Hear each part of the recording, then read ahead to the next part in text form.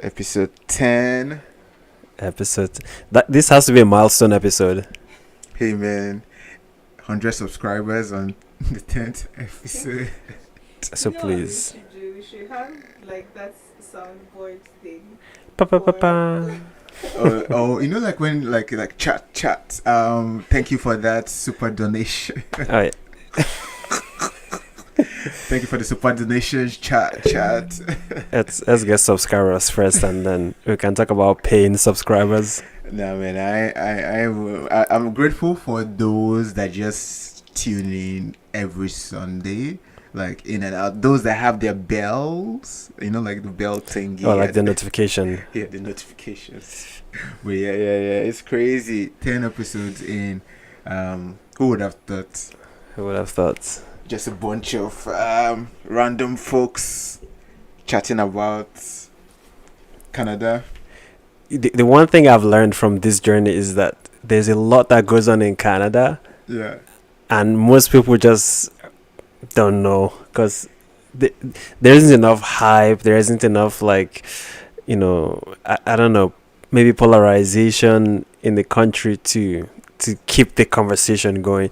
So most people just go about their day. And so for example, Canada probably does more deportations than the US. I was saying that it's currently taking a playbook from ICE. I mean, even before Trump came back to power, Canada has been pretty good with deportations. No, because you remember, I don't know if we're talking about this later on, but the Auditor General said we didn't even have the budget to investigate fraudulent student visas. So maybe, I think that's a different problem though. I'm talking about deporting people who are here illegally. So the student visa, they get the visa. Oh, you're saying people that don't have visas or even status? Yeah, they don't have any status and anything. I think Canada has been. Literally, I've been around for 15 years. We don't get the news, man. We don't have the military coming, not even asking you questions, and next thing you're on the plane. So yeah, I would say silently. You have to have been egregiously doing something crazy, maybe crime, yes. If you're in the system, the police or something. But yeah, I want to see the numbers. I also want to see how it looks compared to what ICE has been doing south of the border. But yeah, Carney seems to be ramping up. Yeah, Carney looks like he would have run under the Republican Party in the US. With some of the things he's doing. Granted, anyway. No, Carney is as reasonable as it gets. That's what I would say. Carney is as reasonable as it gets. I don't know if it's about going right or left, but it's just reasonable and back to center macroeconomics. Yeah, center. Yeah, center is a good word. Yeah, I'll take center. Yes, center is what we need right now. The world can be crazy. Everybody just on every edge. We just need a pragmatic center. It's enough with the Carney praise.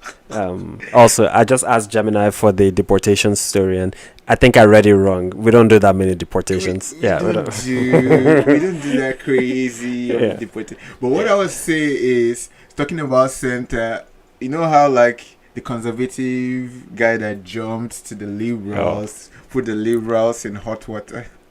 How can you trust somebody who is, he's voted in by people under one umbrella and then he defects not even 1 year in? And and he was drilling. He's like, have you ever seen what was it? Forced labor. Have you ever seen forced labor with your eyes? It's like, wait, are we asking?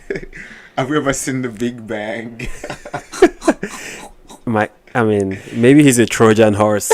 He's just there to bring down the Liberal Party. That would be 5D politics. 5D politics, but it's crazy, man. It's crazy. But yeah, what do we have today? Well, there's a few stories. The big one, Carney was taking a victory lap about finally hitting 2% NATO target. Can we just give a round of applause? No. Can we just No, like no you know round of what? applause. 2%. We never would have. Like literally, JT was saying to all the allies, "Nah, we'll never hit 2%. We will never just be there." And Carney came less than a year. Come on. 1 year, bro. Let This me is let 10 me years. let me narrate the same story in a different way. So, Alright. so Justin Trudeau previously said it was impossible to hit the 2% target, Yeah. and then he even set a date of 2037 to finally hit 2%. That's like literally the last day in office. That's what he said. Like the last year. 2037. Yeah, no, he said they're talking about 37 target in this last year or so, last few days in Sure, office. with Trump coming in and whatnot, he set a date. Now Trump comes in, but NATO has changed the target to 5%. Oh yeah? Yeah, I thought it was like 3 point something. 5%. All of a sudden, we're able to hit 2%. And then guess what Carney's timeline is for hitting 5%? Oh, where's the stat? 2035. Well, 2 years. So think about it. So basically, what he's saying is, in 10 years, we'll get to the NATO target. JT in 10 years was saying, after 10 years, give me 12 more years, and I'll hit the target. But Carney doesn't. 5% is big. 5% of GDP. It's crazy, man. You need a 10-year ramp. In Carney's new world order, it has to be 5%. Because what he's saying is no more being the baby brother to the US. Yeah. So we have to spend 5%. I think we do have to get to 5%, but 5% is like crazy. Are we sure that NATO wants? Yeah, 5%. That's crazy. Oh yeah, NATO allies committed at 2025 to hit. Yeah, but all of the allies committed to 2035 because US is 3.5. I checked. Yeah, the US will probably hit 5% easy. I don't think that's going to be a problem for them. Although some of the critics of Carney were saying he did some creative accounting to get to the 2%. Yeah, I'm one of those critics.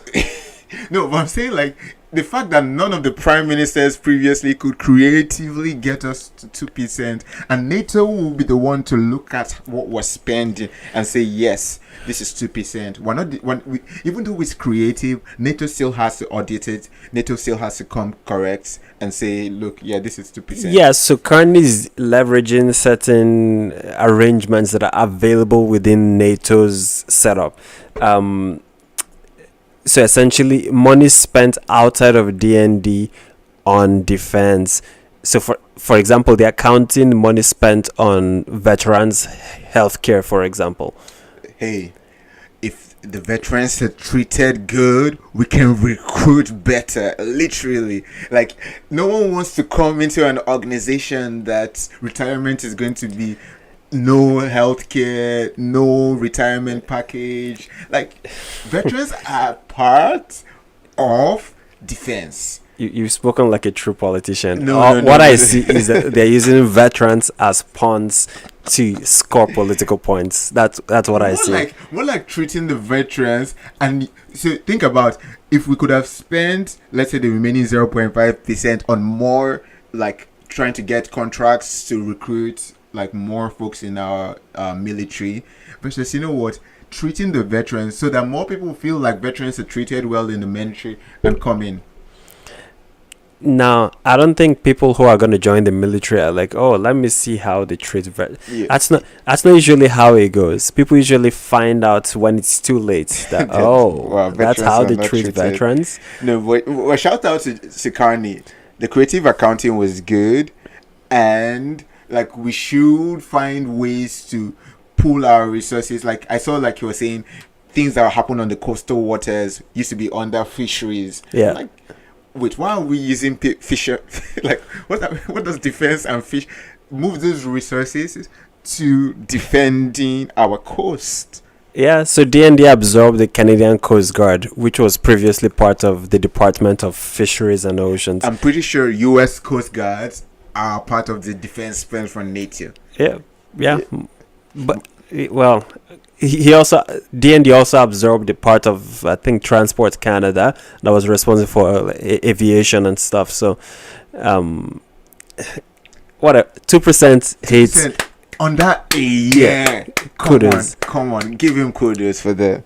Yes, let's see how quickly we get to 5%. Maybe when NATO says the target is 7%, then magically we'll hit 5%, and then push 7 out to 2047.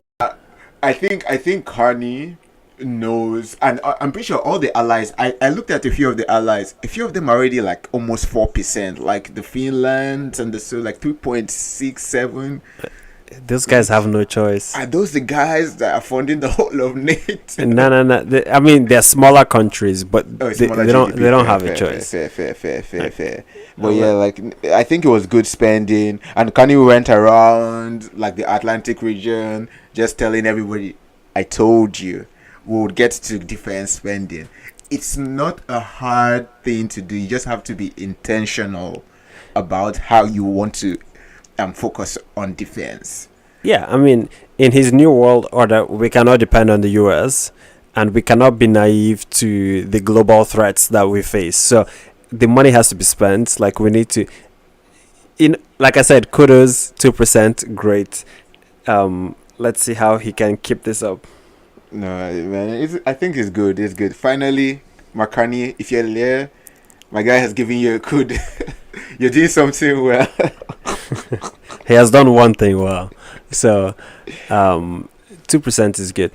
I mean, there's 2% is good. Let's leave it at that. I'll give him his kudos, and we can move on. But I think I don't think it's just me. I think there's enough voices in Canada that are saying that Mark Carney has done way too much talking and not as much action. So I'm glad to see that, we can say action, 2% met. So he has done too much talking that has made the doing easy. The doing is not easy.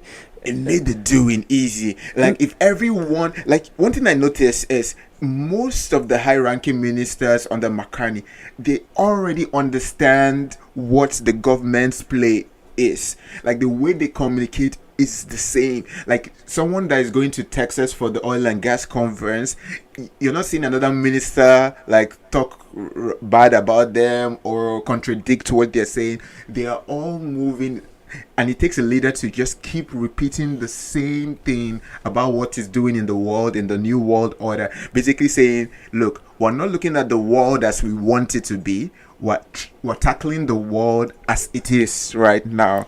It needs energy, it needs defense, it needs elbows up. Yeah, but what you're saying is Mark Carney's talk is making his MPs talk. Like that, there's no doing still. I'm saying Mark Carney's talk is putting everybody in line. Like I said, defense spending 2%, check. We've met the bare minimum. That's what we committed to NATO as a member, to spend 2% of our GDP on met the defense. bare minimum in less than a year of government. Sure. However, like, I'm giving him a check mark. I'm just saying, like, he's been talking, but before 1 year, things are done. One thing. It's crazy, man. Congrats to Mark Carney. I love the speech also that he gave in Nova Scotia when he was Nova Scotia. Yeah, Nova Scotia. Halifax area. With the Chamber of Commerce. Yeah. The Chamber of Commerce, and just you could see the whole room was packed with business-minded people looking to invest in the Atlantic region, and just seeing the optimism around what Carney has been saying. The talk seems like all talk, but a lot of people are excited and investing. So that talk, I like it. Because he's not out there on some global stage talking about random things. He's talking about the hard things that have to be done in Canada. So, thumbs up. Mark Carney is doing, but he's playing both internal and external game plan. See, color me old-fashioned. Charity begins at home. those conversations, those hard conversations, need to be had in Canada first, and then he can go out and tell all the other countries about how great Canada is. How great. But Fair. I'm glad he was having that conversation with business people, telling them Canada is open for business, invest, the government has your back, we have these major projects, we have these things we're trying to fund. So I liked that speech. He also was quite humorous during the speech, Makan is which a was funny guy. Like you don't even have to like. He's charismatic. He can get a lot of things, and so natural at I don't do politics. You know how I like people that's when they communicate, they don't have agendas behind how they communicate. Mark Carney is only charismatic in English. When he speaks French, I'm just like, guy. But you have to it's called French as a second language. He needs to do more work on his French. I'll tell you that much. He has to speak French because you saw what happened to Air Canada's CEO this week. Like yeah, Mark Carney called him out. I'm like, Mark, your French is barely. No. Mark speaks French, and rest in peace to the Canadian pilots. Man, that was a tragedy that happened Monday. Yeah, crazy, and brave of them to try to do the right thing to preserve the rest of the passengers on board. But yeah, Air Canada CEO was getting the beating throughout the week. Yeah, like he said bonjour, and he said something at the end. Merci, and I think there was a lot of effort made to transcribe the video also in French. But I think it was a bit of a miss because if you're flying out of Montreal, you need to consider like the amount of people on the plane probably were bilingual too. Yeah, but does the guy speak French? That would be something that would be concerning if you have an Air Canada of a crown corporation, right? No, it's private. It's private? It's private.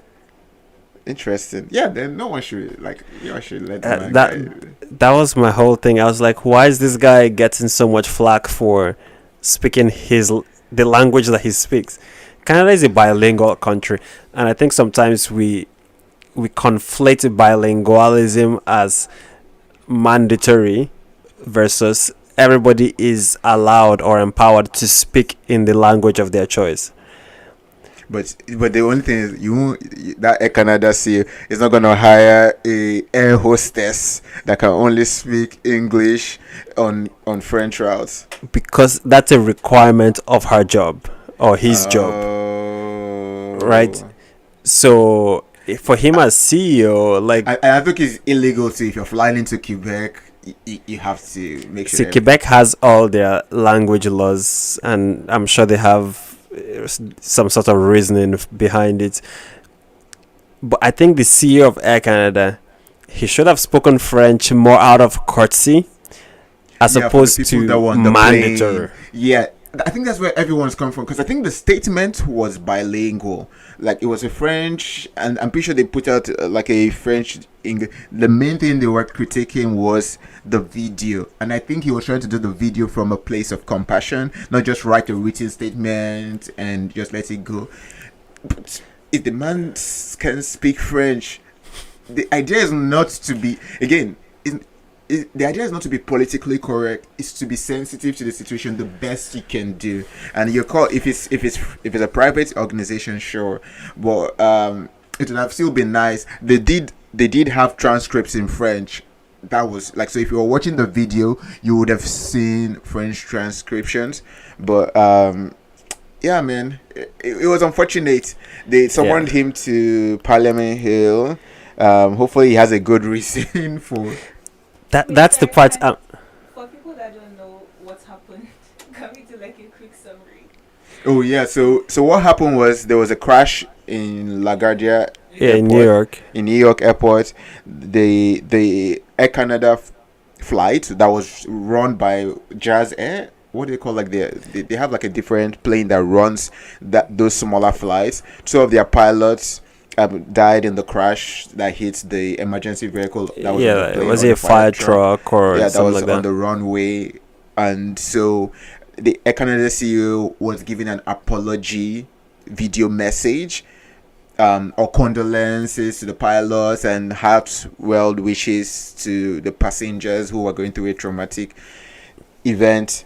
But he only said it in English, and there was a transcription in French in the video, like closed caption on in French, and everyone was grilling him on Tuesday and Wednesday that, hey, first of all, which may be good, especially if they are from Quebec families from that flight. You are flying out from Montreal, so thinking about the majority of the passengers are French speaking, right? So giving your heartfelt wishes would have been really nice to get, or at least just create moments where you take a pause. The whole speech doesn't have to be in French, but maybe the critical phrases and sentences that you are saying about how you're wishing them well and praying for them, and just all of those things could have been in French and Stay wait to English. find out if this guy can speak French.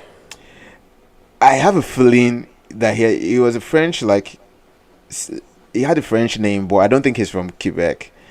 Like, it would be interesting if you have a whole nationwide company and don't have any French or bilingual in this. But yeah, Yeah, well, it'll be interesting to see what our House of Common People do with him when he's, I mean, he's been summoned already. to be the only leader that can speak French both in a charismatic way and English is Pierre Poilievre. Even Bloc cannot speak English, literally. Like, Yeah. so it's only Pierre. Carney is second in my book because, Carney. like, leader of any party, Carney, born in rural Alberta, so far from French speaking in any capacity, learned French, was able to also communicate throughout the campaign, and also during his prime minister position, he still does bilingual, but he's very by the book. He's comfortable English wise, but he can speak out of courtesy and also out of the fact that as a leader of Canada, you should. When he's speaking French, he doesn't inspire any confidence in me that he knows what he's saying. It sounds like he's just reading the French words. At least he's reading the French words. At least he's reading the French. I know we cannot get another peer that can bite apples in Quebec and speak French left, right, etc. How But- about them apple? So Air Canada is headquartered in Quebec. Yes. So that's probably part of the reason why, But they were pushing. if you're the head of this company, maybe know a little bit. Especially if you're talking about the history of this whole company. Yeah, but so are you saying to be a CEO of a company headquartered in Quebec, you have to be bilingual? I think that's what Quebec people are pushing for now. Personally, I don't think so. I can see why Quebec people would want that, but then at least the thing of acknowledging the French in the room, even if it's just to say sorry, my French is really bad, and then just bumble across it, and or just be I'm so sorry, my French is bad, I can't speak French, just speak English. But as opposed to just ignoring, Just do everything in English. It's crazy. And just saying bonjour and merci. You didn't even say the sorry aspect. Like hello and bye in French is. désolé or something. Oh wait, this is désolé. What was désolé? That's sorry. Désolé, sorry. I can't be the prime minister, man. My French is. I think that there's questions to be had about having a language requirement for the role of a CEO. Or really any... Well, there are certain roles that require you to be bilingual. You're interacting with French and or English people, you should be bilingual. CEO of the company, I get some of his employees might be French. I don't know. You know, right now in Quebec, if you open up a website and it's English, they can find. I know. There's a guy who runs a parody account on LinkedIn about how the French language requirements in Quebec can be unreasonable. I'm like, dude, I'm not even Quebec. I'm just on the border, and I open up website. I'm like, dude, I don't know what you're saying in French, man. Like, it's hard to tell when you're in Quebec and I'm in Ontario. Maybe the IP, actually, because I'm using like a Quebec company internet, so it makes it feel like I'm coming from Quebec. I don't know. But anyways, man, it's yeah. crazy. But yeah, shout out to Carney. Hit the 2%. Has some confidence in the way he communicates his ambitions. If you also listen to his speech, you know that he has not been all talk.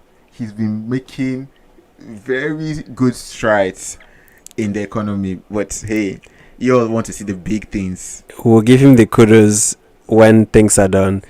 So 2% spending, check mark. Okay. Great job. Next week I'll come with all the things he has done that maybe we should give him retroactively. Kudos. Sure. As long as you realize that I'm not going to accept things like he signed MOU or he signed some papers. Do you see what come up with the MOU? They are now able to get the April 1st deadline. You know, like there's a deadline coming up for the MOU. The whole MOU was a waste of everybody's time. Come on, Daniel Smith. I praised your the vision that you had with Carney with the MOU. Let's just get that April 1st, because apparently like the MOU is like a few conditions have to be met to show progress in the same understanding. So and the wild goose chase that he sent Daniel to go on. Yeah, no, I think we'll get the MOU is still a good one. Carbon capture projects, carbon tax removal, some of those things. But yes, hopefully we get the April 1st deadline. Hopefully. I mean, talking about Daniel Smith and Alberta, they have their massive deficits in the budget, but somehow this war in Iran might end up working out in their favor. I think Daniel Smith should have waited like a couple more weeks before announcing her budget. Her budget. I mean, it doesn't matter. You can on the promise over deliver. Like, the only thing is, I'm not sure that we're set up to actually come through. The world is hurting for oil, for energy, and all of these things with the Strait of Hormuz closed. But it's kind of ready to step up to the plate. That's the question. I think so. Energy is something that Canada has. Mark Carney is supporting. Daniel Smith is understanding. He's supporting the memorandum. One thing I saw that made me think that it's going in progress. The TMX expansion into the US. There was like deals that US is going to expedite the permits on the US side to complete that TMX pipeline. So again, I'm not sure if we should be waiting which for... part of this is talking about Canada taking action.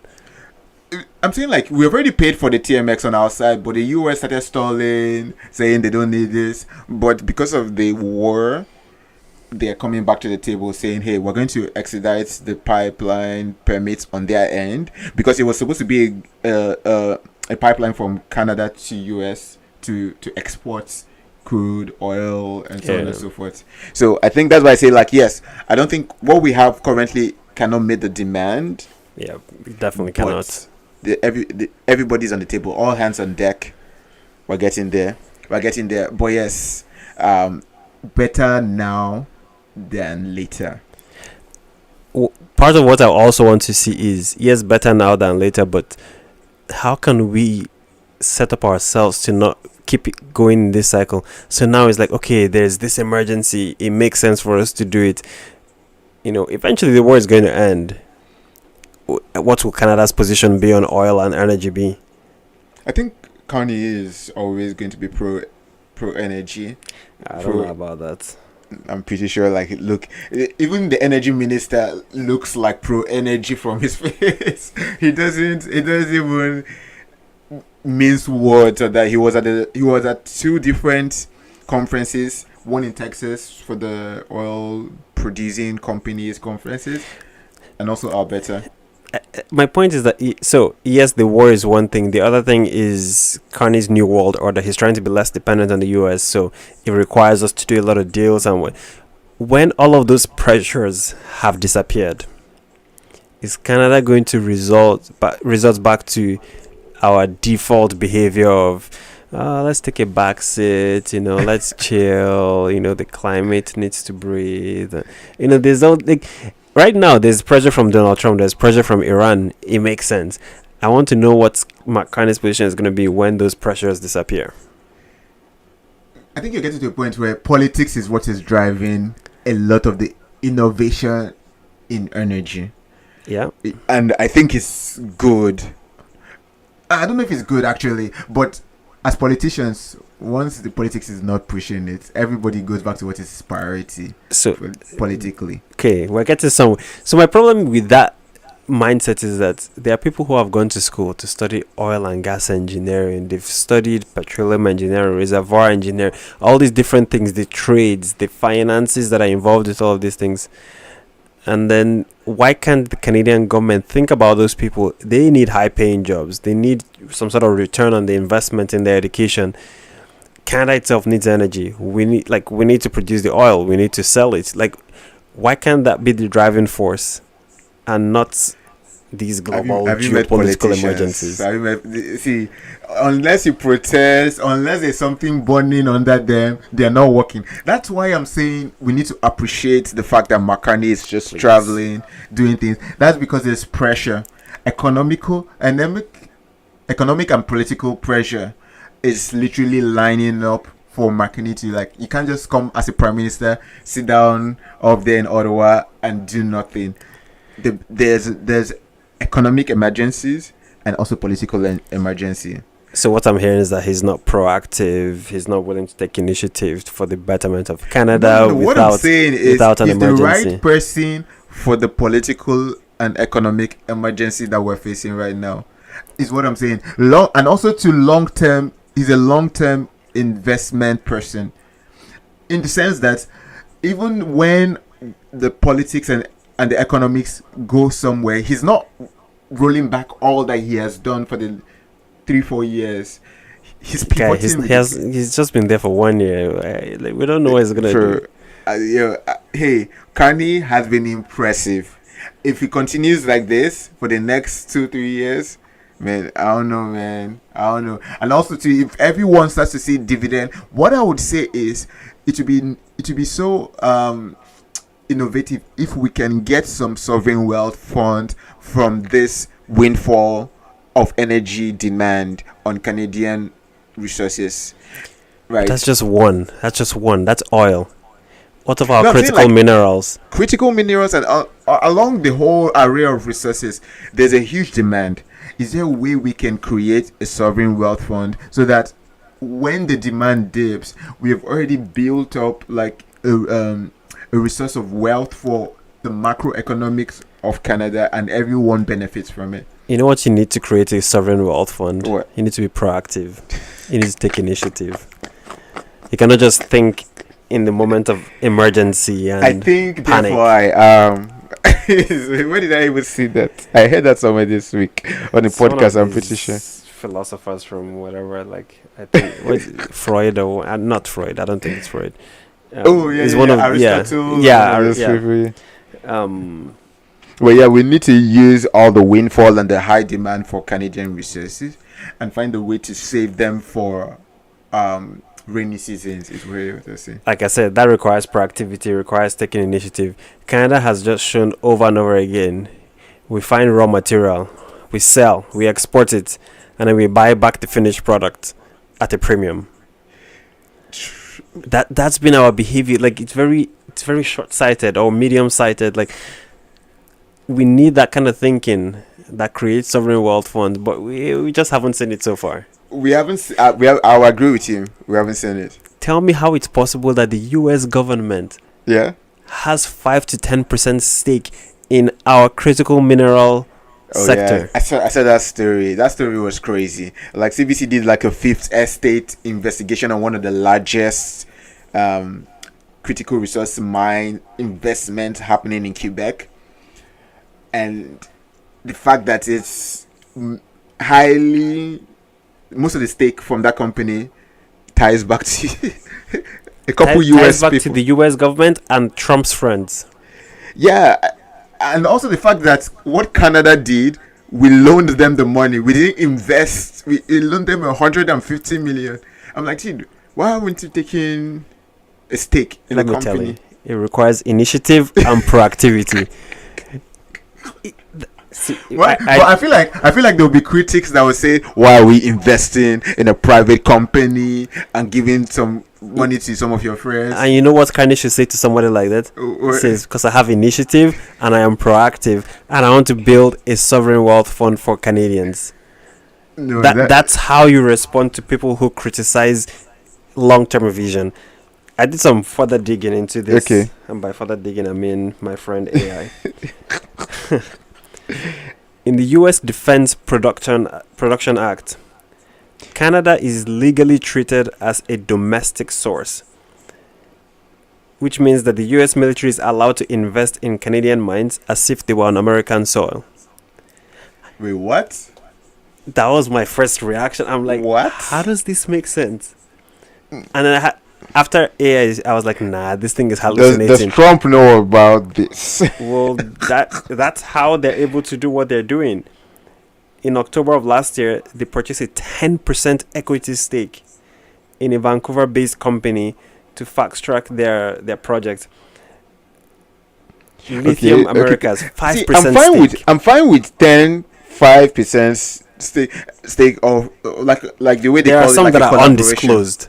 Yeah, that's the one in Quebec was concerning because how can you say that the net worth of the state was about 5 to 25 million in shares in the largest critical resource mine in North America. In fact, the largest after China is what they're touting it as, and it has $25 million investment from one US person. Not even like just actually I think that's one US person, and then US defense also invested, which is crazy, man. I would say like we need to make sure that we also have Canadian investment in it. If it's something where we have a joint venture, it's fine. It's fine by me. There's been a lot of talk about sovereign, this sovereign, that sovereign, this sovereign. How can a whole other country that's 10 times our size have 5 to 10% stakes in? There's literally critical in the name. All this talk about data center and whatnot, those not even as critical as this. Like, this is stuff that feeds into our defense, into our technology, into everything we do. So I don't know, man. Like this.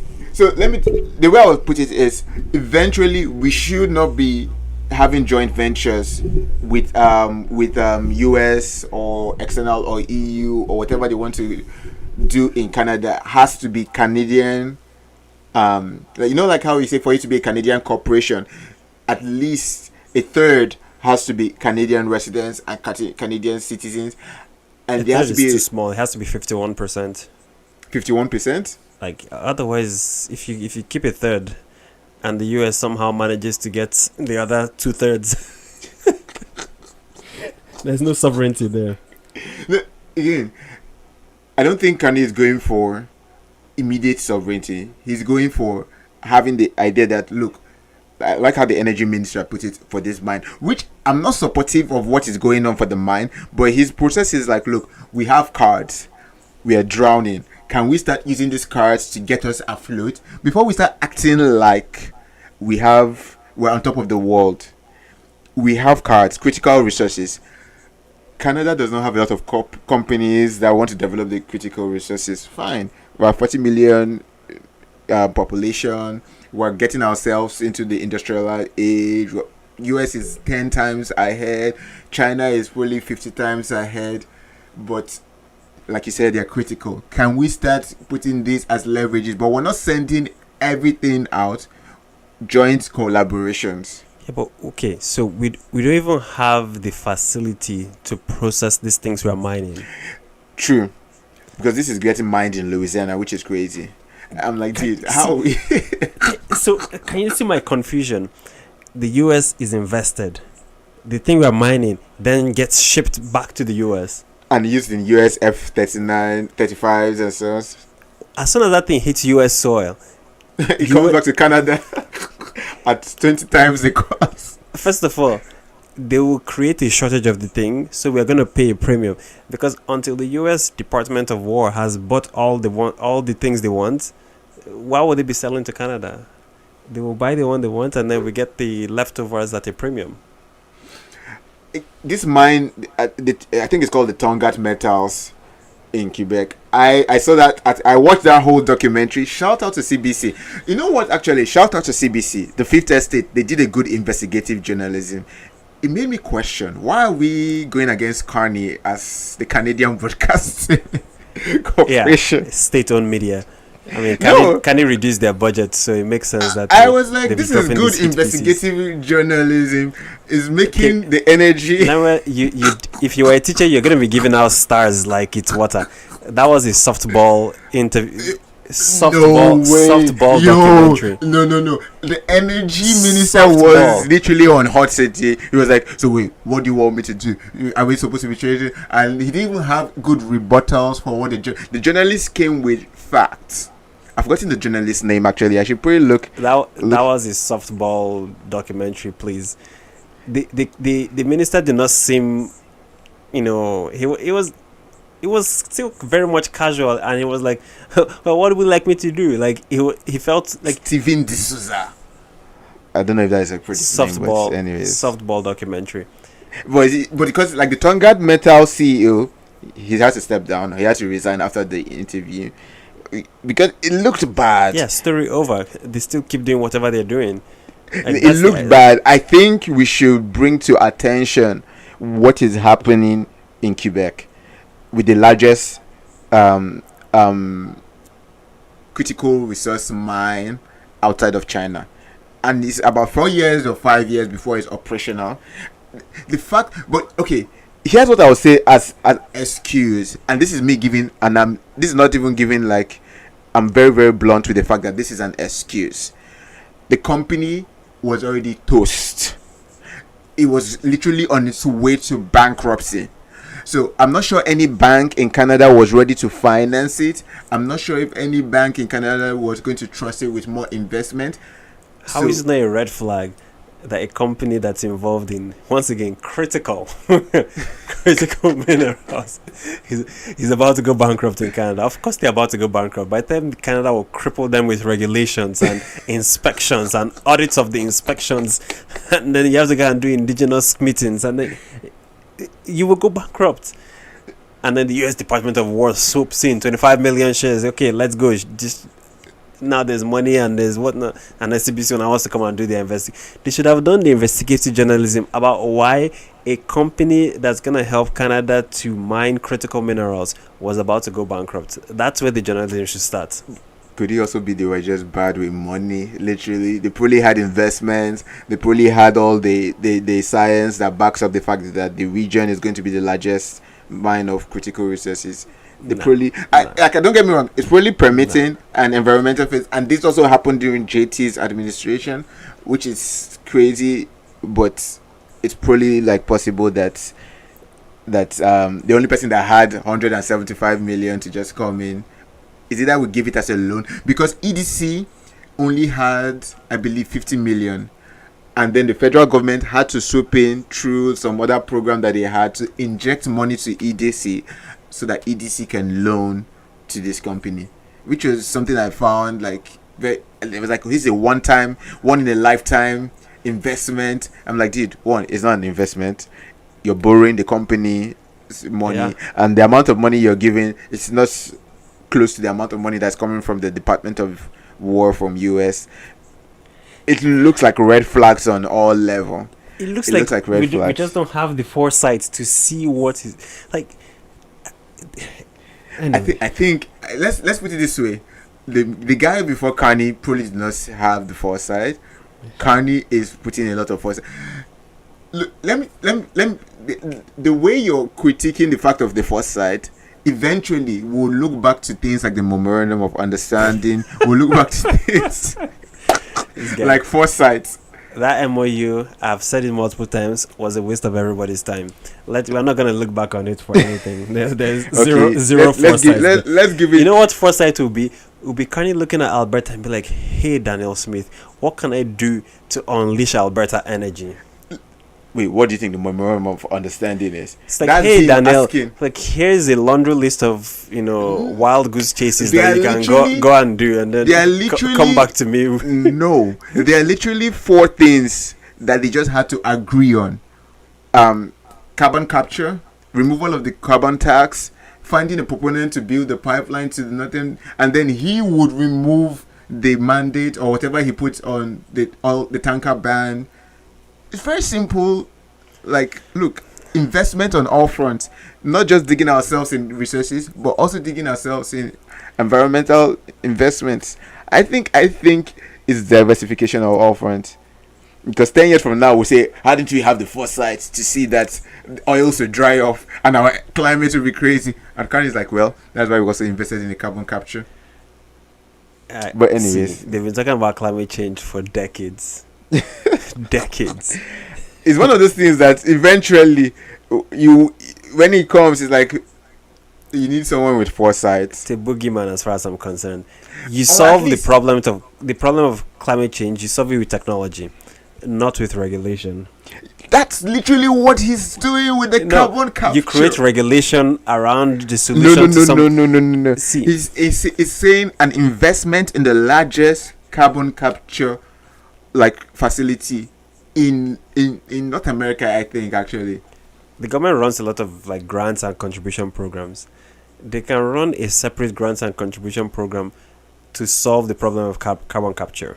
It's better. Daniel Smith, she's not an engineer. She's what is she supposed to do? Go and catch the carbon? No, it's like saying all these guys that want to access the critical mineral, we'll speed it up for them. Hey, but just come with some innovative way to make sure that we're not messing our future. But up. that's not the business they're in. I'm telling you, you can put guardrails around things. So wait, you just want to basically have them do the business of just hey, right now there's resource, let's take it. Let's not care what happens in the next 5 years. That's not what I'm saying. The future thinking is there's a possibility of this messing up 10 years from now. How about you put guardrails, invest in guardrails so that as we are getting the resources, we are not messing our 10-year future. I am hearing all of that. All I'm saying is, let them do their work, but let them do it within guardrails of ensuring our climate is protected. You cannot go and spill things into water and ground and all. You cannot start contaminating soil and water. Yeah. So there are those guardrails that are already. You can already put those guardrails. It's not going to cost you money, but you cannot hold up permitting and licenses for years and decades. Sending people on wild goose chases that's the part I'm like, I don't know. It's not, I agree. It doesn't seem if companies come with a good innovative solution to one, satisfy the energy demand, but also diversify and protect the next 10-15 years from whatever climate issues might result from satisfying the demand of today, I think we should speed up every permit as possible. We'll see. And this is talking for someone that I'm fine with us satisfying the energy demand versus how I don't know if you saw the NDP election. Oh my today. Goodness. we can go to that story because some of these other stories, the student visa scam and the asylum cancellations and the IRGC single deportation after flagging 24 members. Those are just I think inefficiencies that might have started under JT. And the one comment I have to say about it is we need to have a deny by default policy when it comes to immigration fraud or immigration security, stuff like that. Deny by default. If there's 100-something thousand cases that were flagged, deny. Let those people then have the onus to prove that they're not fraudulent and guilty whatnot. until you're proven innocent. See, Supreme Court is going to just throw that upside down. It's going to throw that. Even this, I'm worried about this 29,000 retroactive asylum cancellation, because I have a feeling that it's going to go up to the Supreme Court, and you can't just retroactively just cancel things that were there like in 20. You have to give due process. You have to give due process. Basically, they're suggesting that, in 2014 the claims were 4,000. All of a sudden they went to 29,000 something, and also to the claims from people that had legitimate visas were around 4,000. Don't quote me on these numbers, but it was around 4,000 in 2014, and the claims from people that have legitimate visa prior to the asylum came skyrocketed to about 29,000. And so they're retroactively saying that, look, in the last 2 years, if you had a legitimate visa, you cannot just switch it to asylum. Switch to asylum and retroactively cancel. I believe that's what they are trying to push through. Like if you were in Canada through regular means, and then while you were here, you then decided to. It's like but I have a feeling that would get flagged and taken up to the Supreme Court, and this would just be a whole messy problem. Let's fix the issue. If we don't have resources to investigate how valid these claims are, there's technology. I already have. Yes, AI can help, but I already have a problem with that mindset. Is that if our system gets bombarded by 200,000 people, you're saying that it's on the government of Canada to do those investigations? No, I'm saying, like, if the system was open and we did not fix the system. Now I'm saying, like, Carney has stopped it at this point. Yeah. Going forward, is police not going to skyrocket to 29,000. Let's fix it proactively, and let's handle the issues. There's that word again, proactive. Yeah, let's handle the issues retroactively, but not just blind. Like when you're I don't even know what to like when your laundry has reached one point, you just go and dump everything. Let's just trash all of these and then and buy new clothes. Like, literally fix the problem. Maybe simplify your wardrobe. Just go to like a t-shirt. Just do like a Mark Zuckerberg black t-shirts, and just wear that and go with that. But I think we should be careful that this doesn't create a whole new case, and then lawyers from the government has held up all the way to Supreme Court because we want to pass Bill C-26 or whatever they call the bill. The Bill retroactive C-12 cancellation. Yeah, I can see how that could be a problem. I think it should be structured as these are cancelled, apply again, and then as people apply, you're resolving things on the spot. If they don't qualify, you deny and deport. If they do, you move them on to the next stage. So anyway, it depends on how they structure it. Let's see what you see. I think Canada has to have a deny by default policy. Once flagged, denied. You then appeal and whatnot, and then you go through that process.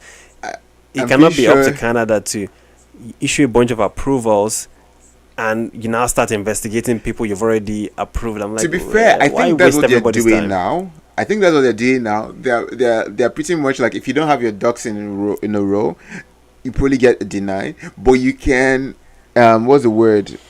You can appeal. Yeah. And you can do like a lot of appeal through the process. I think Carney is working. Immigration is one of those things that I think he's getting a flack, but I'm pretty sure conservatives support him on what he's doing with immigration. Like the way he's like closed the tap left, right, and center. We do need a population growth, but the way he's closed the tap, because I'm pretty sure like we need a population growth. We need the population growth of economic immigration. We need a population growth from families growing. We need healthy population growth. Economic immigration growth. I wonder how NDP will feel when a lot of ambitious. Yeah, I said we were going to go to the NDP story.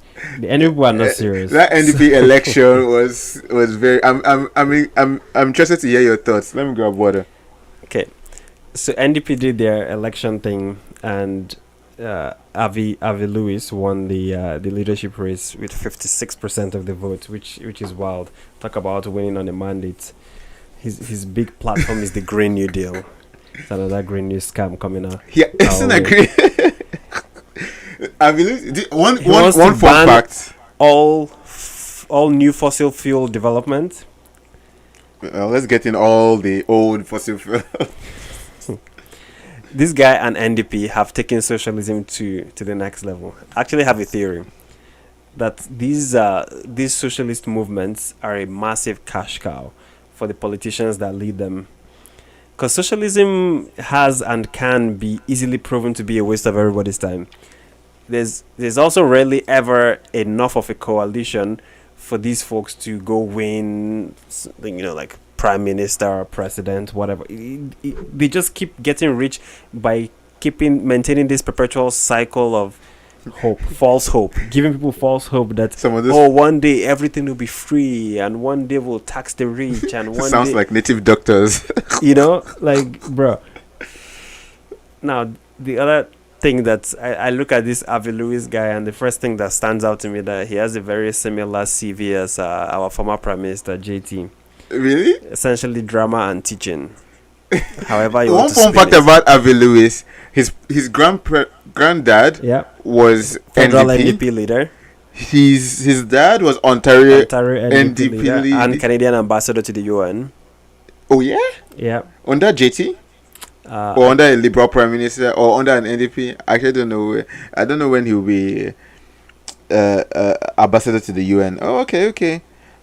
Also wishing him like I know he's in the hospital. He said something about like his dad is sick, but and he's married to another social activist, essentially another socialist on steroids. Okay. Yeah. I don't know, the Democratic Socialist Movement. I saw Jagmeet Singh there. I saw him in the convention, the NDP convention. Like, it was one of those interesting things to see him. They had like a tribute video to just celebrate all that he did in. I'm sorry, what did he do? During JT's. What exactly did Jagmeet do? I'll be frank. There was a time I voted for Jagmeet Singh, right? Lol, you need to be cancelled. I remember like right? Then there was a time I voted for Jagmeet Singh.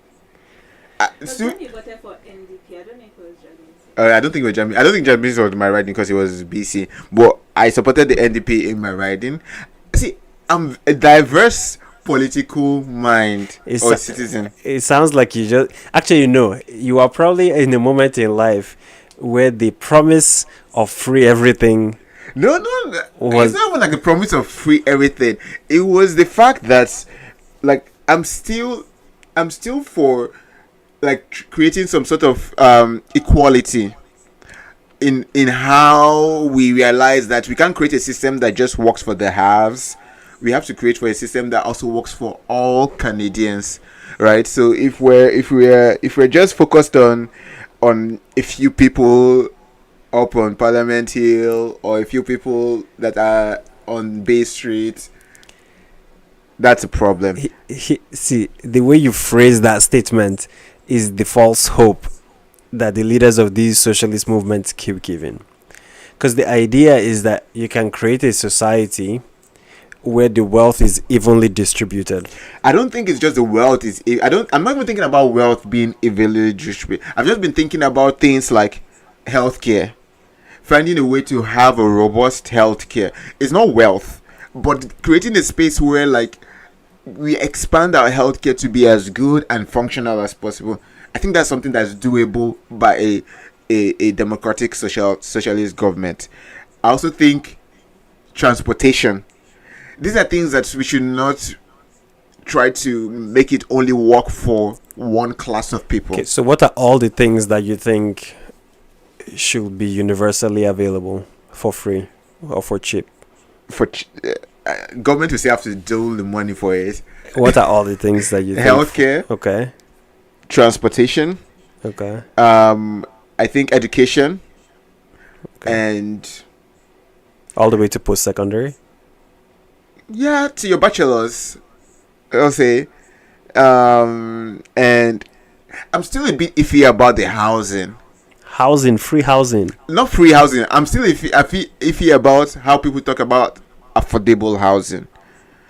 I'm a bit iffy just because I just don't know. Like, I don't want the government to be building the houses and then a lot of restriction on private. But government should be like expanding our healthcare. So healthcare, transportation, education. Government should be expanding our transportation or transit systems, not giving everybody free cars. I don't know about free cars, but transit system. So bus, train. Yes, government should be involved, because I saw Ontario's budget, nothing to help Ottawa What's the transport? struggling.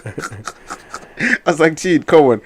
And then with education, and we're talking about equality. These are things that help with getting, if you're a working class citizen and not worrying about your health, not worrying about children education or even your education. So for healthcare, does that cover pharmaceutical care, like pharma care? Yeah, I think pharmaceutical care. The thing I didn't understand with NDP for last session was dental care. Come on. But that's y'all. healthcare. Come on. Like, let's focus on at least pharmaceutical critical drugs.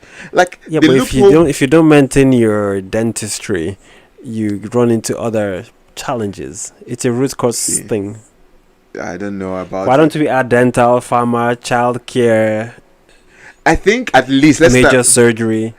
Let's start with major surgeries, healthcare, and pharmaceutical, pharma care, especially on the wide ranging things that we worry about. I'm not talking about, for example, like you need Ozempic and you're not diabetic and you just want to look ripped.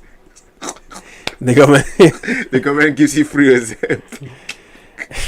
I mean, the government is giving free of a lot of things right now, so fair. But I don't know, man. Like I'm the reason I voted NDP was I agreed there should be some balance, and I didn't really like the fact I never really voted JT. Like, I've only voted NDP. I'm still surprised JT won. Yeah. Anyway, I voted NDP. I voted Conservatives. I voted. Have I voted Liberals? I think so. Yeah. See, my challenge with the NDP, and when Jagmeet was there, it was the same.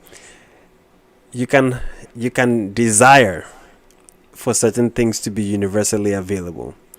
Yeah. But it's not enough to desire. If you're a politician, if you're going to be a leader, you need to have a plan to achieve it. I agree. It starts by what is the cost of all of these things, and how will you fund all of these things. Don't let them tell you that we don't have the money. We have the money. Avi Lewis is wild. So he wants to spend 2% of our GDP on what he calls climate sustainable jobs or whatever that. Like, I didn't even understand how you spend your money on jobs. Like, that's where I step off the train. What does it mean to spend 2% of your GDP? Like when you press the this is my bus stop. I don't know what you're talking about at this point. Again, like, let's be focused on real things. Doesn't he want the government to own telecom and grocery stores or something like that? City of Toronto is piloting a city-owned grocery store. Here's my problem. The government does not have the skill, the expertise, the knowledge to own and operate a grocery store. Well, maybe. Like, why do they think this would be a successful project? Maybe you go hire Gillen West to come and run your city around grocery store. It's wild. Like, again, should food be affordable? Yes. Should our telecom be affordable? Yes. Now, those are things the government can fix, because guess what the government is good at? Regulation, administration, paperwork, all these things. So figure out how to break down the monopoly or duopoly or oligopoly of telecom and groceries and airlines. That's a legislative thing. Solve that problem. Don't go around building grocery store chains and telecom companies. Like, that's not your forte. Solve the legislative problem of high prices in telecom, airlines, groceries. One thing I would say about, like, the NDP, this new leader, again, the way I was also suspect of Carney, this one I'm very, very suspect, right? None of the provincial NDPs lining up with him. Yeah. I know, like, even Manitoba, like, provincial premier, like, I've forgotten his name. Rob Kinnear? Yeah. He's NDP, Manitoba NDP premier. He was in the convention. Yeah. Obviously, convention was in Winnipeg.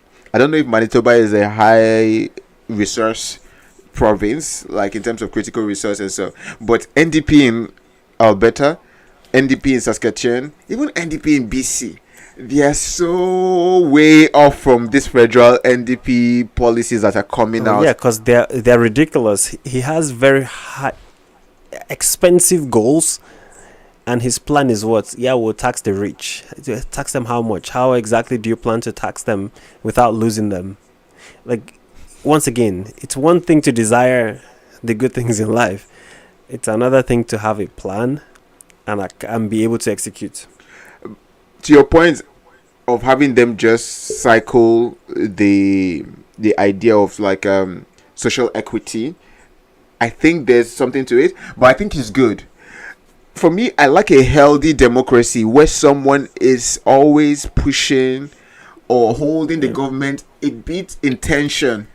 I don't want Mark Carney to be just comfortable in the center. Okay. First of all, NDP has like 6 seats in the House of Commons. Like, No, they're not holding anybody accountable to anything. I do wish them well in terms of getting like more seats, because I think like Erickson Smith is going to step down from federal Liberals, and maybe one of them would run in Ontario. But one of the things I don't like about some of the, for example, in Ontario, I think Doug Ford, he's trying his best, but he's too comfortable because there's no good opposition that is tugging and pulling. Like with a high deficit, showing up and just giving like free HST to anybody. I'm like, dude, this is not going to solve our affordability crisis. Yeah, and then he goes and buys a bunch of condos. And then government goes to buy condos on and to try to do affordable housing. This is not helping.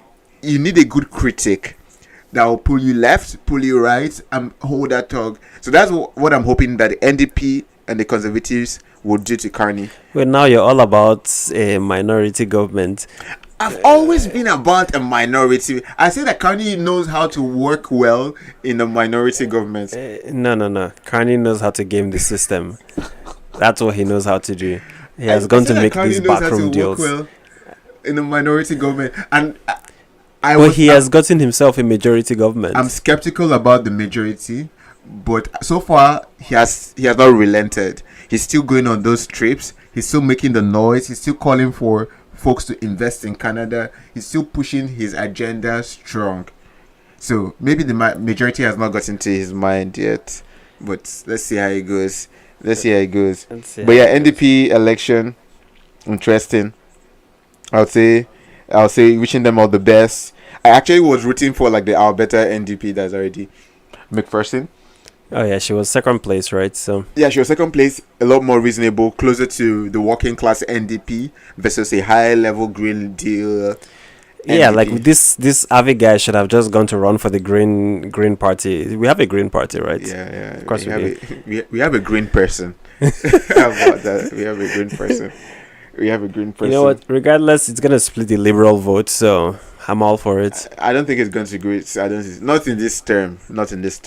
It will be able to put Carney's feet to the fire, but not in this term. He's not putting anything to the fire. They have 6 seats in the House of Commons. Yeah, but I'm just saying, like, in terms of creating, like, one thing I like about Ontario NDP, the way they're able to just, with a very small minority, they're able to bring out a lot of revelations.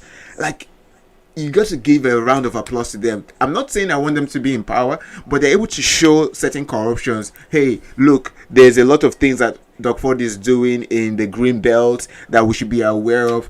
We should be aware of this whole HST, like, free. In fact, by removing the HST on new builds, you're actually just giving money to home builders. To the home builders, yeah. Home builders are just going to increase the 10% you removed. Houses just back. They just go back and they cash it. Can you see my problem with the government trying to get into business? I'm like, they create more problems than solutions.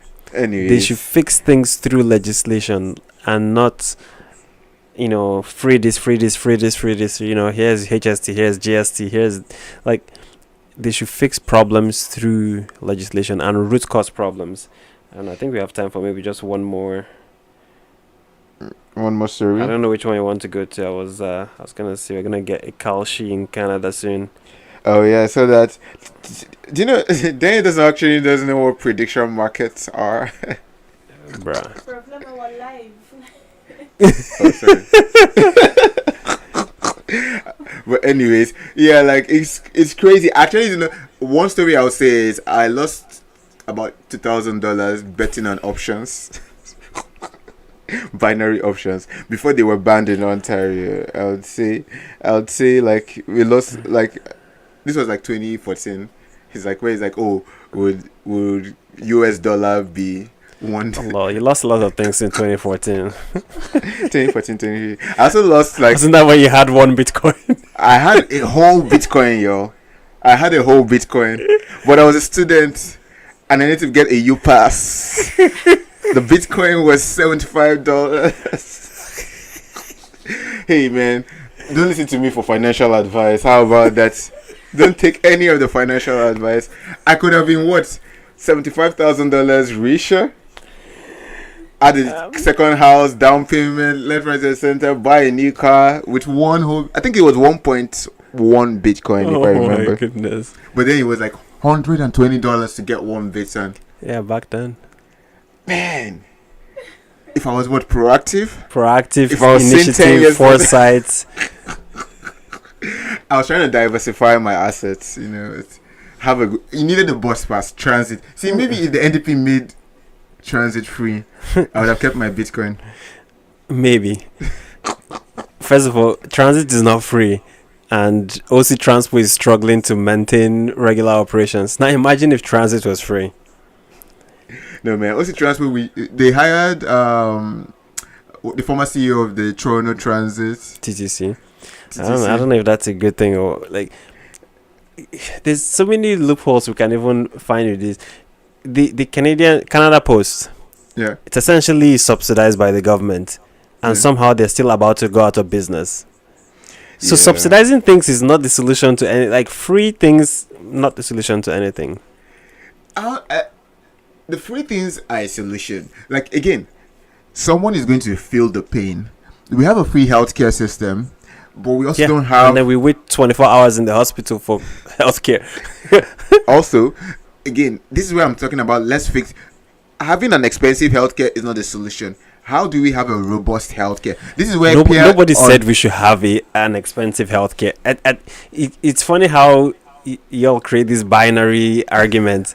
You don't need to have an expensive healthcare to have a healthcare system that works. What do we need to have a healthcare system? We need, like I said, fix the root cause problem. Why are we waiting hours and hours in hospitals? We don't have enough hospitals, or we don't have enough beds in the hospitals, or we don't have enough doctors in the hospitals. Okay. I can keep going on. No, but those things can be solved by the government within their areas of expertise.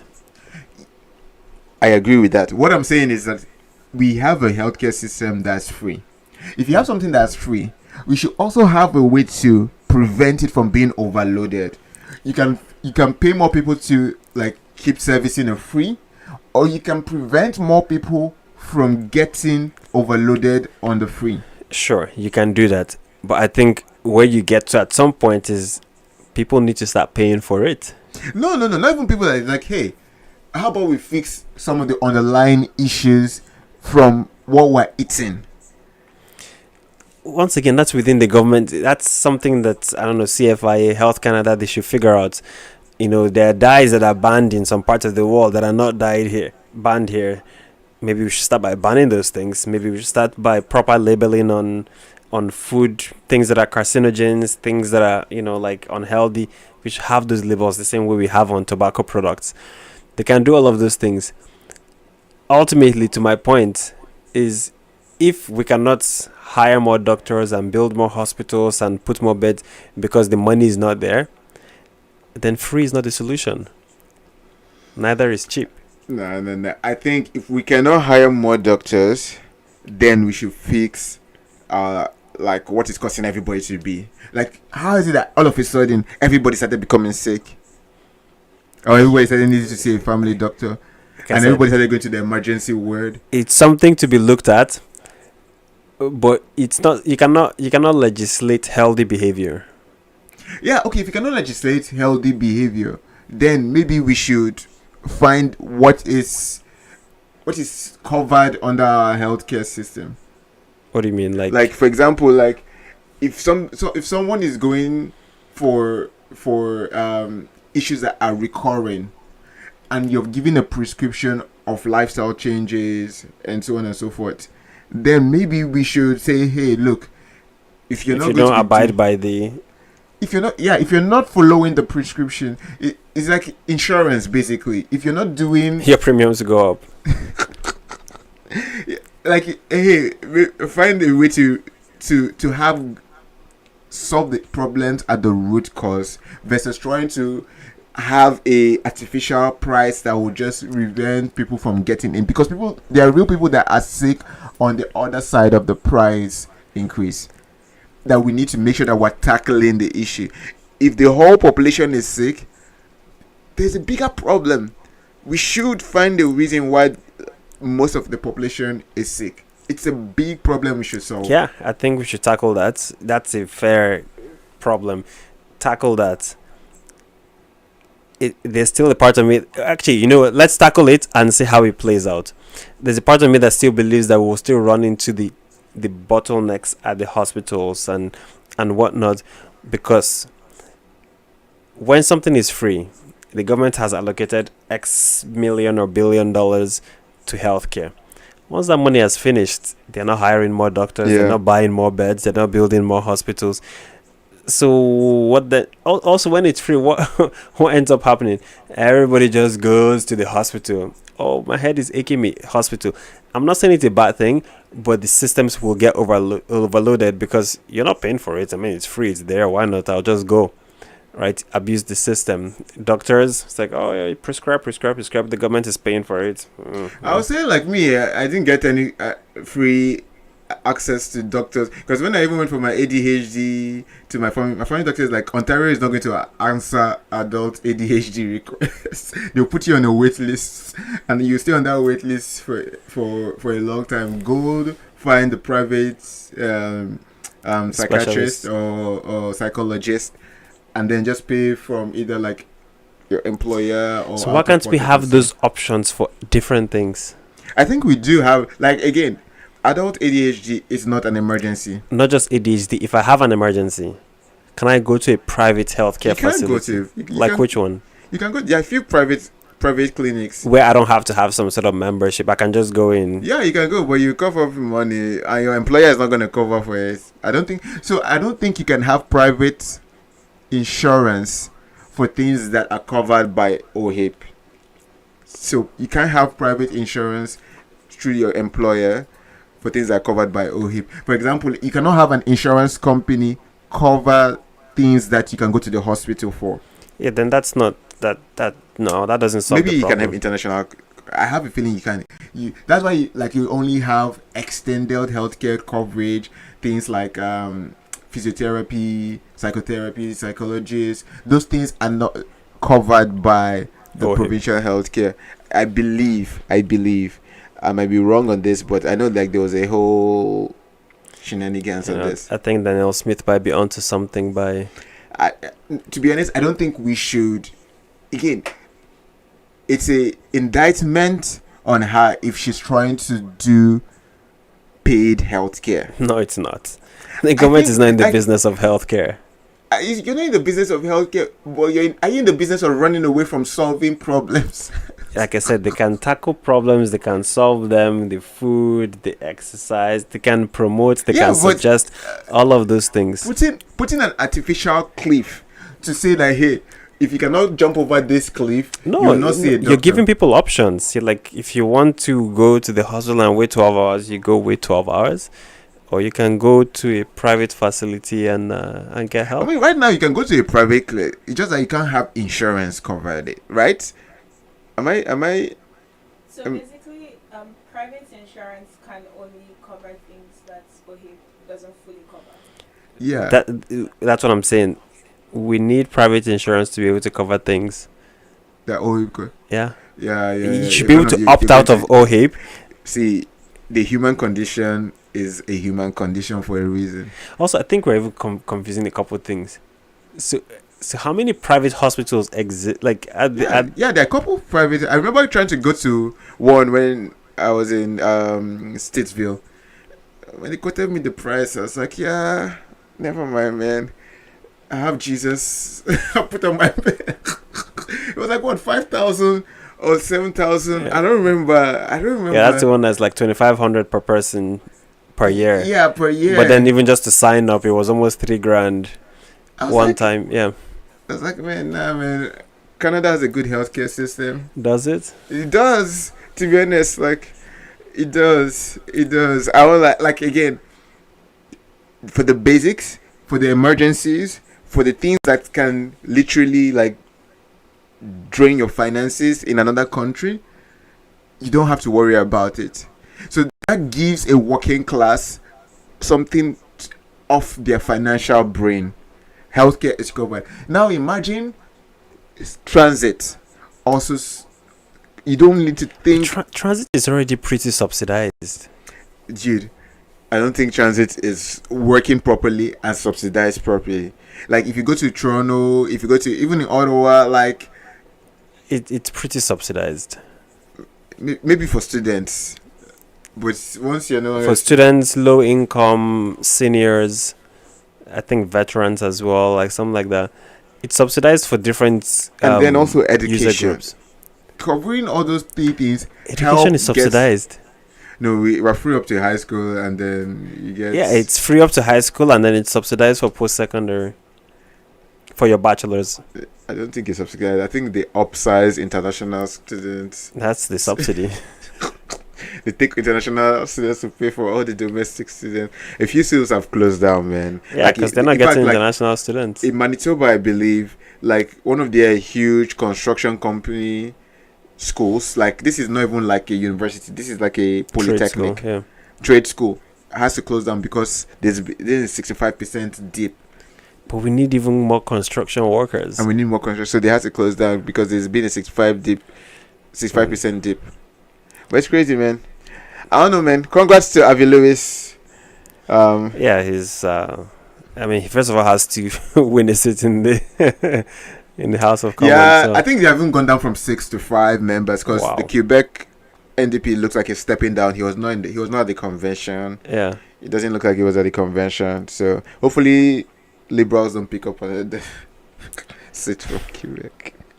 But it's cool, man. It's cool, man. I think from this podcast, all I can get is kudos to Carney. No. That's what That's we go not. from there. Kanye got kudos for one thing that he has actually Yeah, done. we should just make this. You know what? The one time we gave Carney kudos. Next week, we're coming with more. Again, all I said last week, you just need a home run, and to keep all your opposition quiet. What The is the more home we run? get home runs, right now this is our home run. Defense budget is, I'll say like what, we went from first to second base. We need to just complete the bases this year. Yeah, he can take his victory lap for getting to 2%, but just remember the goal is now 5%. Also, too, you never know. I heard BYD dealerships are coming, but that might also be helpful. Because look at the gas prices. I hear that gas is 180. 190 sometimes. Anyways. Yeah. Shout out to y'all, man. Hopefully y'all are not feeling the pain, but BYDs. BYDs. When we see it, we'll believe it. Alright, y'all. This was good. It was good. Episode 10 milestone. Please subscribe. Please hit the notification bell so you get a text message. I don't know if that's what YouTube does. I think you just get a notification on your phone. Just get notified. Yeah. Text message. Man, YouTube, help a podcast out, man. Text these folks like, yo, it's live. Are you live? Are you joining? But anyway, subscribe, share, like, let your friends know. I know y'all don't like Carney, but in the next 10 episodes, I'll be bringing some like 10 wins. How about it? 10 episodes, 10 wins. I would like to see 10 things that Carney has done. Let's see. Next episode, we'll look at if the memorandum of understanding is going into the next phase, because I think the April 1st deadline will be interesting. All right.